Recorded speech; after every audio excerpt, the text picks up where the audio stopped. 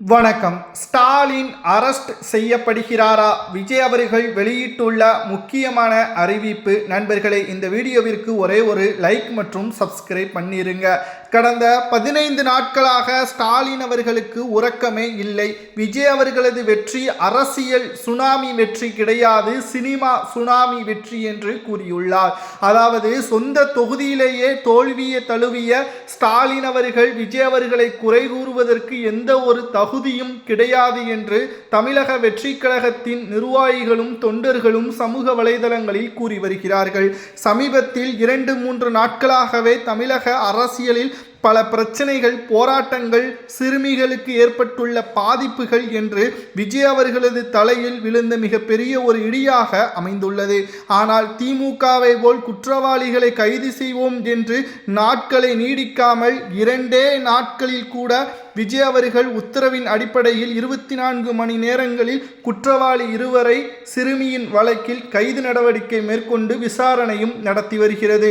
அதேபோல்தான் மின்தடை. இது திமுகவின் ஆட்சியில் ஏற்பட்ட டெண்டர் ஊழல் முறைகேடு. அதாவது டிரான்ஸ்ஃபார்மர்கள் இருக்கிறதல்லவா, 13 லட்சம் மதிப்புள்ள டிரான்ஸ்ஃபார்மர்களை சுமார் 18 லட்சம் கொடுத்து வாங்கியுள்ளனர். அதற்கான டெண்டர்களை நாங்கள் ரத்து செய்துள்ளோம். அதனால்தான் சில பகுதிகளில் மின்தட்டு ஏற்படுகிறது.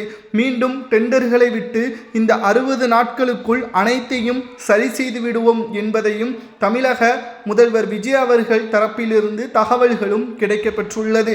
எப்படியாவது விஜய் அவர்களை குறை கூறி மக்களிடம், குறிப்பாக இளைஞர்களிடம் விஜய் அவர்களை கெட்டவராக மாற்றுவதற்கு சமூக வலைதளங்களில் திமுக ஐடி விங்ஸை வெளியிட்டு பல்வேறு குற்றச்சாட்டுகளையும் திமுக நிர்வாகிகளும் மாஜி அமைச்சர்களும் ஐடி விங்ஸின் மூலமாக விஜய் அவர்களை பற்றி மட்டுமல்ல, தமிழக வெற்றி கழகத்தின் அமைச்சர்களையும் அவர்களது கடந்த கால பாதைகளை பற்றியும் சமூக வலைதளங்களில் பலரும் தவறான பதிவுகளையும் வெளியிட்டு வருகிறது திமுகவின் ஐடி விங்ஸ்.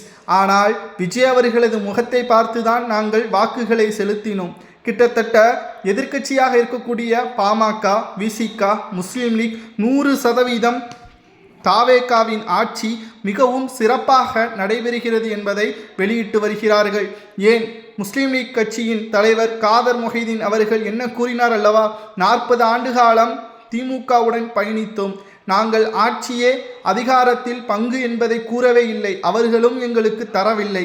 ஆனால் முஸ்லிம்களது ஆதரவுகள் இல்லாமல் கடந்த முறையும் இந்த எதிர்க்கட்சி அந்தஸ்தும் திமுகவிற்கு இருந்திருக்காது. மேலும் திராவிட முன்னேற்ற கழகம் தோல்வி அடைந்த பிறகு யாருக்கும் தனி பெரும்பான்மை இல்லை என்று வெளியிட்ட பிறகு மறைமுகமாக என்னிடம் கூறினார்கள், அதிமுக தலைமையில் ஆட்சியை நாங்கள் அமைத்தால் உங்களது ஆதரவு எங்களுக்கு இருக்குமா என்று கூறினார்கள். பாஜகவை எதிர்ப்பதுதான் எங்களது ஒரே கொள்கை. ஆனால் நிச்சயம் திமுக இப்படி செய்தால் நிச்சயம் நாங்கள் அந்த கூட்டணியில் இருந்து வெளியேறுவோம் என்பதையும் காதர் மொஹிதீன் அவர்கள் தெரிவித்துள்ளார். நட்பா அல்லது கொள்கை ரீதியான உறுதியா என்று பார்க்கும் பொழுது நட்பை விட கொள்கை ரீதியான உறுதிதான் எனக்கு முக்கியம். 40 ஆண்டு காலம் நட்பாக இருக்கலாம், ஆனால் ஒரு சமுதாயத்தின் கொள்கைகளை மீறி எங்களால் எதுவும் செய்ய முடியாது. விஜய் அவர்கள் இப்பொழுதுதான் அரசியலுக்கு வந்துள்ளார். அவர்களுக்கான ஆதரவுகளை நாம் கொடுக்கவில்லை என்றால் நிச்சயம் மக்களின் தீர்ப்பை நாம் உதாசீனப்படுத்துவதாகத்தான் பார்க்கப்படும் என்று 40 ஆண்டு காலம் திமுகவுடன் பயணித்த முஸ்லீம் லீக் கட்சியின் தலைவர் தற்பொழுது காதர் மொஹிதீன் அவர்கள் வெளியிட்டுள்ள வீடியோவும் சமூக வலைதளங்களில் வைரலாக பரவி வருகிறது. தற்பொழுது அமைச்சரவையில் முஸ்லிம் லீக் கட்சியின் தலைவர் கேட்கவில்லை, ஆனால் விஜய் அவர்கள் தான் உங்களது சமுதாய பிரச்சனைகள் பற்றி உங்களுக்கு தான் தெரியும், நீங்கள் அதில் கவனத்தை செலுத்த வேண்டும், அதற்காகவே உங்களுக்கு சிறுபான்மையினர் துறை ஒதுக்கீடு செய்யப்பட்டுள்ளது, இது முஸ்லிம்களுக்கு மட்டுமல்ல ஒட்டுமொத்த சிறுபான்மையினர்களுக்கும் நீங்கள் தான் பொறுப்பு என்பதற்கேற்ப ஒதுக்கீடு செய்யப்பட்டுள்ளது. இதுதான் திமுகவிற்கு பேரிடி. ஏனென்றால் இனி நாடாளுமன்ற தேர்தலிலும் சரி, உள்ளாட்சி தேர்தல்களிலும் சரி, விசிகாவோ முஸ்லீம் லீக்கோ இனி திமுகவுடன் அங்கம் வகிக்காது. திமுகவிற்கு உறக்கம் இல்லை என்று நாம் ஏற்கனவே கூறினோம் அல்லவா, அதற்கு இதுதான் காரணம். ஸ்டாலின் அவர்களது ஒட்டுமொத்த பயமும் இதுதான். இதனால்தான் அவர் மாவட்ட செயலாளர்கள் கூட்டத்தின் பொழுது விஜய் அவர்களது வெற்றி என்பது வெறும் சினிமாவின் வெற்றிதான் 5 ஆண்டுகள் நீடிக்காது என்று ஆட்சியும் கலையும் என்று கூறியுள்ளார். ஆனால் உண்மை என்ன தெரியுமா? இந்த 5 ஆண்டுகள் முடிவதற்குள்ளாகவே ஸ்டாலின் அவர்கள் அரெஸ்ட் செய்யப்படுவார். ஏனென்றால் அமைச்சர்களாக இருந்த திமுகவின் மாஜி அமைச்சர்கள் ஒவ்வொரு பெயரிலும் இருக்கக்கூடிய ஊழல்கள், அதில் கவனத்தை செலுத்தாத முதல்வராக இருந்த ஸ்டாலின் அவர்கள் பணங்களையும் அதற்கான ஒட்டுமொத்த உடந்தையாக இருந்ததாகவும் அவர் மீதும் நடவடிக்கை எடுக்கப்படும். இந்த 5 ஆண்டுகளில் நிச்சயமாக 2வது ஆண்டு முடிவிற்குள் நிச்சயம் மாஜி அமைச்சர்கள் 13 பேர் கைது செய்வது உறுதிதான் என்பதை நாம் ஆணித்தரமாக நம்மால் கூற முடியும். வெள்ளை அறிக்கை இறுதி கட்டத்தில் இருக்கிறது. மேலும் விஜய் அவர்கள் சொன்னதை நிச்சயமாக காப்பாற்றுவார். வெள்ளை அறிக்கையை வெளியிடும் பட்சத்தில் திராவிட முன்னேற்ற கழகத்தின் மிகப்பெரிய ஒரு சோகம் என்ன தெரியுமா?